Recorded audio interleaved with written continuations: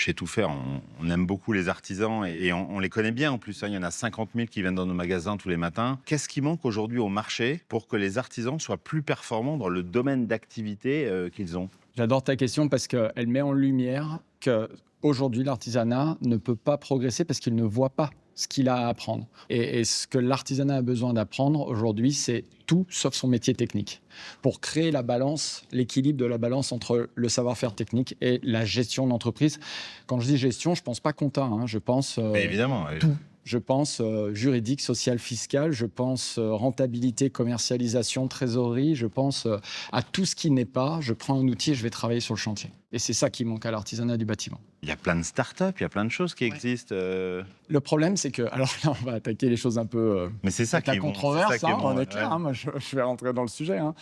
C'est qu'aujourd'hui, les gens qui vont conseiller un artisan, déjà, ne connaissent pas son quotidien. Donc finalement, il faut que les artisans fassent un pas dans la compréhension du monde du comptable et que le comptable fasse un pas dans la compréhension de l'artisan, par exemple. Et ça marche pour tout. L'artisan, comme plein d'autres professions, court après le temps, mais il y a quand même des pratiques qui sont peu usitées dans le métier, notamment le fait de faire payer ses devis. Oui.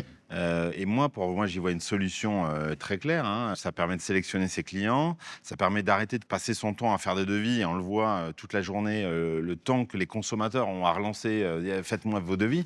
Là, on pourrait concentrer ça. Pourquoi ça marche pas d'après toi? Tu as raison, il faut le faire payer. Est-ce qu'il faut le faire payer directement ou indirectement?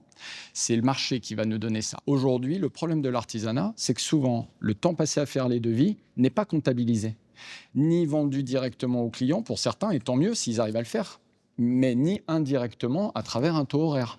Donc finalement, que l'artisan soit à la plage avec sa famille, devant la télé, à regarder une émission ou en train de faire un devis, on est en train de dire que ce serait la même chose. Quand on dit ça à un artisan, on dit « Ah ben non, il y en a un, je suis au boulot, l'autre, c'est quand même plus sympa. » Donc, si tu veux, c'est déjà prendre conscience que, tu as raison, il faut faire payer le devis au client, soit directement sur son devis parce que le client est prêt à l'acheter, et ça, c'est un peu le marché qui nous dit ça, ou alors indirectement, mais dans tous les cas, il faut que ça soit payé. Je pense que on va aller de plus en plus vers des prix de plus en plus transparents. Là où il va y avoir un vrai changement, c'est quand l'artisan va comprendre que sa valeur ajoutée, elle est sur son travail, sur ce qu'il a, Son talent. son talent, et pas du tout sur la fourniture de matériaux. Il y a un recentrage en fait sur mieux vendre ses heures et moins marger sur les produits sur lesquels il n'apporte pas de valeur ajoutée. Moi, je crois que le vrai combat, il est là, et ça apportera de la transparence à toute la profession. L'artisan du bâtiment, il vend un devis à un client. À côté de ça, il va avoir à payer ses fournisseurs, ses sous-traitants, son matériel, l'amortissement de ci, de ça, tous ses frais. Et au final, encore beaucoup trop d'artisans n'ont pas d'argent pour se payer eux-mêmes. Et on retrouve comme ça des modèles économiques d'entreprise où finalement les entreprises existent, vivent pendant des années, où le chef d'entreprise, moi je les vois, je les côtoie, touche 700, 900 euros de salaire net par mois. Moi ça, juste de le dire, ça m'énerve, tu vois, c'est viscéral maintenant, c'est que ça ne doit pas être accepté ni par l'artisan, ni par la société. Donc il faut que ces gens-là comprennent la valeur qu'ils ont et à ce moment-là, qu'ils trouvent comment ils vont commercialiser et faire valoir le talent qu'ils ont. Comme tu le fais à la tête du réseau, comme moi j'essaye de le faire à la tête de mon entreprise, comme tout le monde essaye de le faire en valorisant ce qu'il sait faire. Comment il le fait et comment il le vend, effectivement, après, c'est presque plus le sujet. Est-ce qu'on prend un pourcentage sur les matériaux? Est-ce qu'on monte son taux horaire? Peu importe, j'ai envie de dire, aujourd'hui, les avocats sont à combien de l'heure? 125, 150 euros de l'heure. Est-ce que c'est volé ou est-ce que c'est pas volé? Le marché, est-ce qu'il l'achète? Si le marché l'achète, c'est que ça a de la valeur. Pourquoi un artisan n'arriverait pas à vendre 80 euros de l'heure?